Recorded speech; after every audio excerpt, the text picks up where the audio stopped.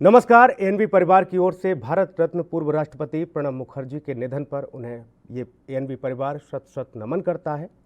भारत रत्न पूर्व राष्ट्रपति प्रणब मुखर्जी का निधन हो गया। सोमवार शाम को 84 साल की उम्र में प्रणब मुखर्जी ने अंतिम सांस ली। वो पिछले कई दिनों से बीमार थे और दिल्ली के आर्मी अस्पताल में भर्ती थे।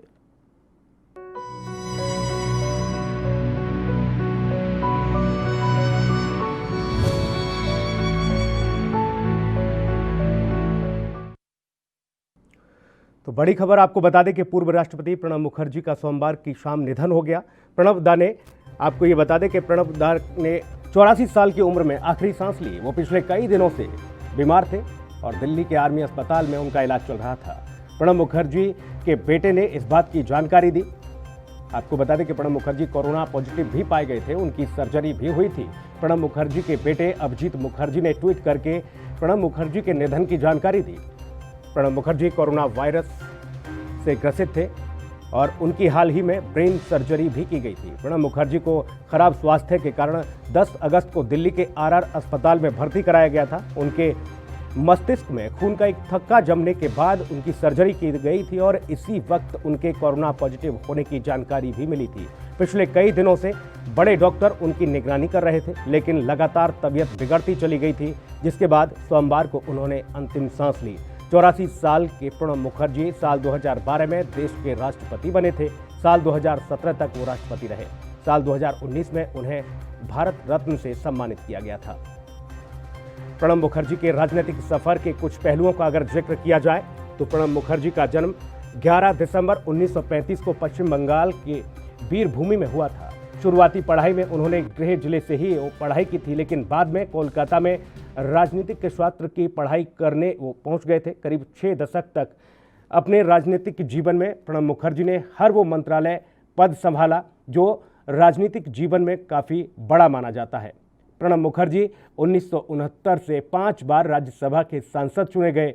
फिर साल आपको बता दें कि 2004 में उन्होंने चुनावी राजनीति में कदम रखा और लोकसभा सांसद भी चुने गए। इंदिरा गांधी की मदद से राजनीति में प्रवेश करने वाले प्रणब मुखर्जी कांग्रेस का सबसे बड़ा और भरोसेमंद चेहरा भी बने। साल 1973 में प्रणब मुखर्जी पहली बार केंद्रीय मंत्री बने और इसके बाद लगातार वो इंदिरा गांधी की सरकार यानी कि फिर राजीव गांधी की सरकार में भी मंत्री बनते रहे। 1980 में प्रणब मुखर्जी का राज्यसभा में कांग्रेस का नेता उन्हें बना दिया गया। साथ ही प्रधानमंत्री के बाद उनकी ही धमक पार्टी में देखने को भी मिलती थी। साल 2012 में प्रणब मुखर्जी को राष्ट्रपति बनाया गया। वो साल 2017 तक इस पद पर रहे और इस दौरान शुरुआती साल में मनमोहन सिंह और अंतिम वर्षों में नरेंद्र मोदी के साथ उन्होंने काम किया। आपको बता दें कि नरेंद्र मोदी और प्रणब मुखर्जी की जोड़ी हमेशा चर्चा में रही। अंत में मोदी सरकार ने उन्हें भारत रत्न से भी नवाजा। आपको बता दें 2019 में जब प्रणब मुखर्जी को भारत रत्न दिया गया, इस दरमियान हर तरह के सवाल भी खड़े होते रहे थे।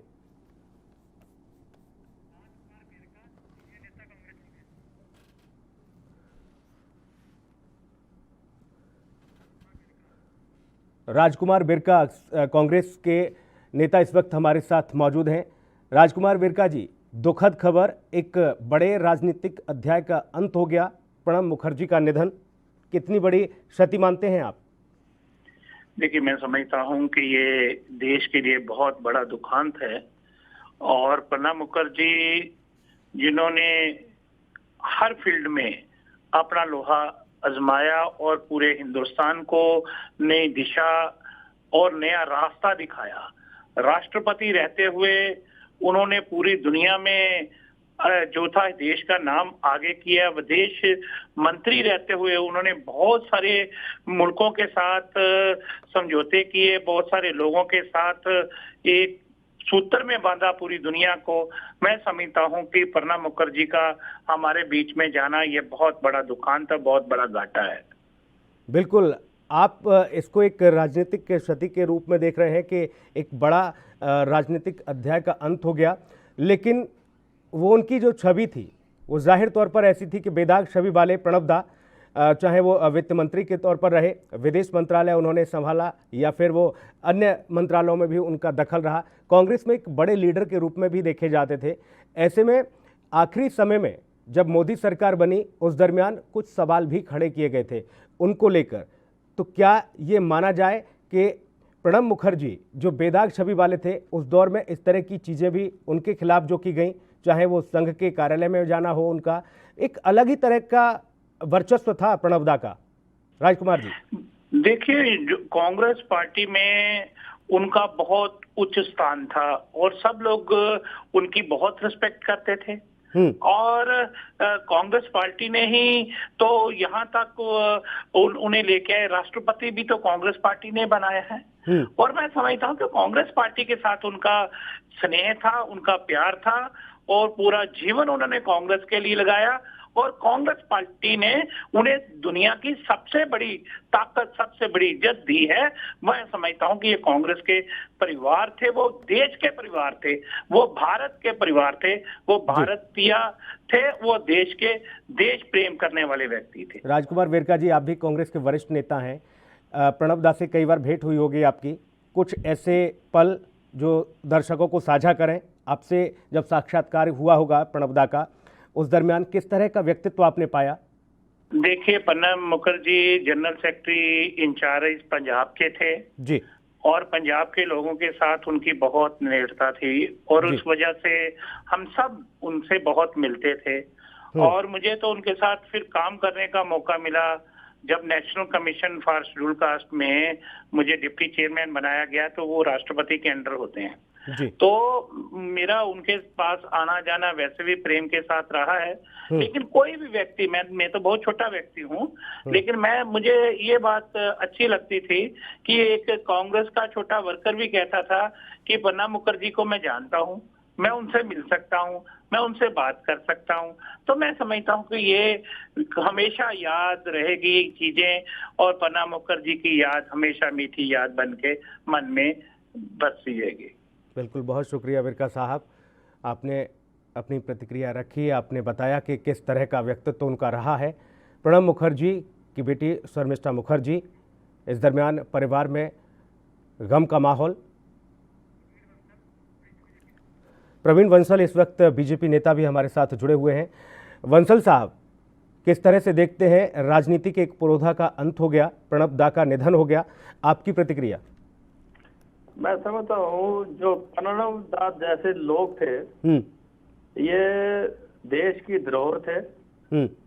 राजनीति को बिल्कुल एक धर्म की तरह, एक स्वच्छता की तरह जिन्होंने अपना जीवन गुजारा और देश के लिए, देश की तरक्की के लिए प्रणब दा का जो योगदान है वो हमेशा याद रखा जाएगा। प्रणब दा की जो याददाश्त थी और हर पल को वो बिल्कुल एक स्टोरी की तरह जिस प्रकार कहते थे, ऐसे लोग का आज इस संसार से विदा होना हमारे लिए बहुत दुखद है और देश को इसका बहुत दुख है। प्रवीण बंसल, आखिर किस बात से प्रभावित थे प्रणब मुखर्जी की? ऐसी वो कौन सी बातें हैं, ऐसी वो कौन सी चीज़ें थीं जो आपको प्रभावित करती थीं और जाहिर तौर पर अंत में उनको भारत रत्न से भी नवाजा गया? वैसे तो प्रणब दा की बहुत सी चीजें हम गिना सकते हैं जो प्रभावित करती थी, लेकिन जो सबसे ज्यादा मुझे प्रभावित किया उन्होंने, जब संघ के कार्यक्रम में उनको बुलाया गया, हर तरफ से विरोध होने के बावजूद उन्होंने वहां उस प्रोग्राम में एक शिरकत भी की और वहां रहकर सब चीज देखते हुए अपने भी विचार बहुत तरीके से रखे। जहां अपनी पार्टी का पक्ष रखा, वहां पे जिस कार्यक्रम में गए हैं उसकी भी गरिमा बना के रखना, ये आम आदमी के बस की बात नहीं है। ऐसा प्रणब दा ही जैसे लोग ही कर सकते हैं। बहुत शुक्रिया प्रवीण बंसल जी, आपने अपनी बातें रखी और आपने ये भी बताया कि आप उनकी किन बातों से प्रभावित थे। राजनीति के एक पुरोधा का अंत हो गया, प्रणब दा का निधन हो गया। सोमवार की शाम को उन्होंने दिल्ली के आर अस्पताल में अंतिम सांस ली। वक्त एक ब्रेक का है, जल्द लौटेंगे।